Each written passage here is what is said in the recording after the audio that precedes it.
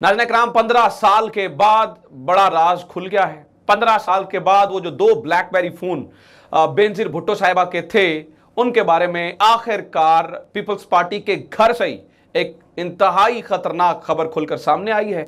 जरदारी साहब बहुत बुरी तरह से फंस गए हैं। राव अनवार जो इनके घर का एक अफसर समझा जाता था, जिसे समझा जाता था कि ये इनका बच्चा है, उसने ऐसे ऐसे इनके शफात किए हैं और वो सारी चीज़ें बता दी हैं। जो बेनजीर भुट्टो के दो वो ब्लैकबेरी थे, उनके बारे में भी पता चल गया है। बख्तावर भुट्टो की भी एक ट्वीट सामने आई है। माहौल इस वक्त जो है ना, वो जरदारी साहब के लिए अब जो है वो खराब होता चला जा रहा है। बहुत सारी चीज़ें आपके साथ शेयर करने के लिए, सबसे पहले मैं आपको बताऊं, बहुत सारे लोग ये समझते थे कि जरदारी साहब जो है वो ऑल इन ऑल हैं। जरदारी साहब से बड़ा सियासतदान कौन होगा, जरदारी साहब से ज़्यादा जो है वो सियासत की समझ बूझ किसे है।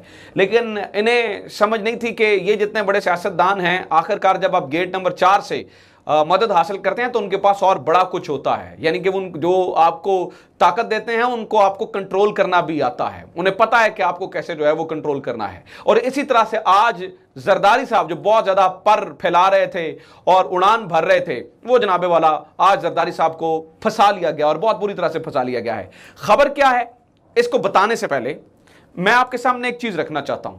ये कहां से इंकशाफात हुए, कहां से चीजें सामने आई, राव अनवार ने क्या क्या बता दिया है और अब पीपल्स पार्टी के लिए किस तरह की मुश्किलात आने वाली हैं, ये बताने से पहले मैं आपको बताना चाहता हूं गेम शुरू कहां से हुई।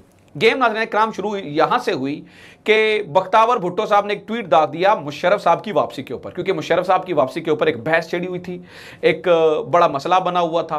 अब मसला यह है कि नून लीग ये समझती है कि मुशर्रफ जो हैं उन्होंने आइन को तोड़ा था, इसलिए वो हमारे बहुत बड़े दुश्मन हैं, और पीपल्स पार्टी समझती है कि मोहतरमा के कातिल ये हैं, इसलिए उनसे बड़ी दुश्मनी है। तो एक्सपेक्टेशन ये थी कि ये बड़ी मुखालफत करेंगे उनके वापस आने की। लेकिन एक्सपेक्टेशन के बरखिलाफ हुआ ये कि पीडीएम और ख्वाजा आसिफ और जो मियां नवाज शरीफ साहब हैं, वो तो मतलब फैसिलिटेट करते हुए नजर आए, वो तो इस तरह से नजर आए जैसे कि वेलकम करते हुए नजर आए। तो इसके ऊपर बख्तावर भुट्टो साहब ने एक ट्वीट जड़ दिया जिसमें उन्होंने कहा कि ये तो फुला शख्स है, इसकी वापस नहीं आना चाहिए, मोहतरमा का कातिल, मतलब मुशर्रफ साहब के बारे में उन्होंने बहुत सारी चीजें की। अब जो ही उन्होंने कही तो फिर इस मौके के ऊपर चौका आता है दूसरी तरफ से।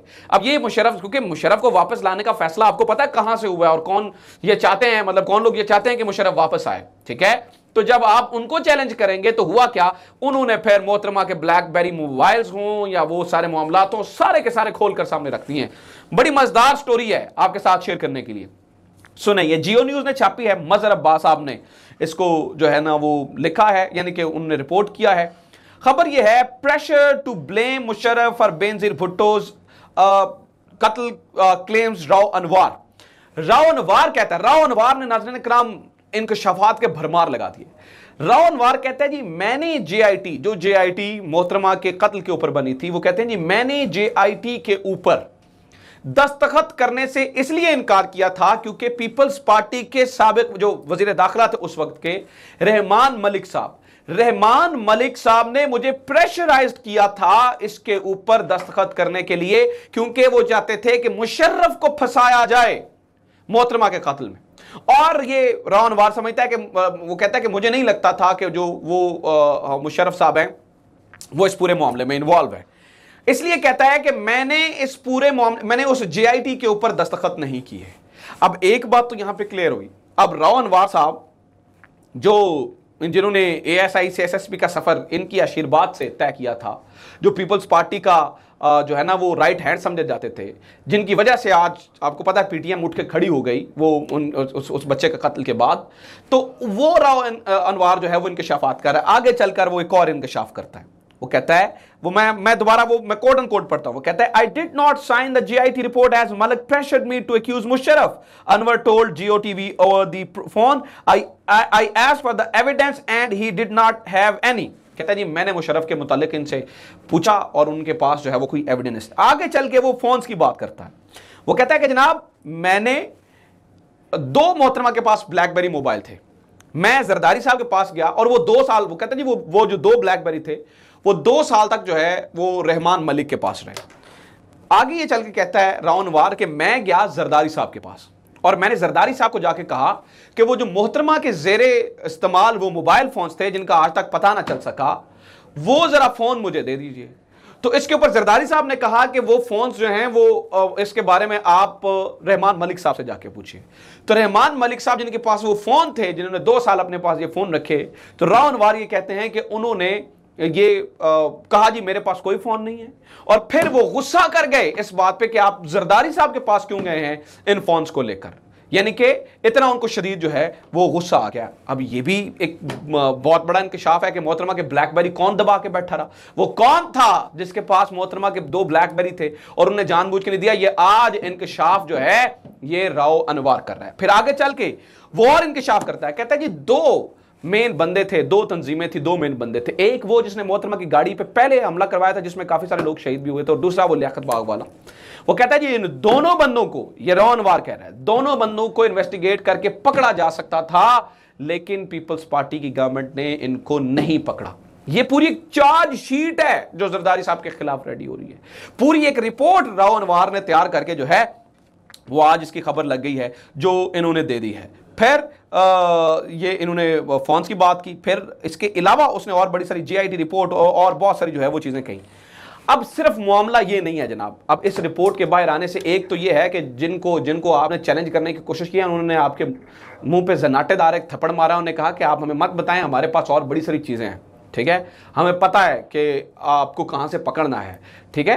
तो यहां पर जो है ना उन्होंने अपना राव अनवार से आपको जो है ना वो नॉकआउट करवा दिया। दूसरा देखिए, पीपल्स पार्टी ऐसे निकल नहीं सकेगी इस पूरे मामले से।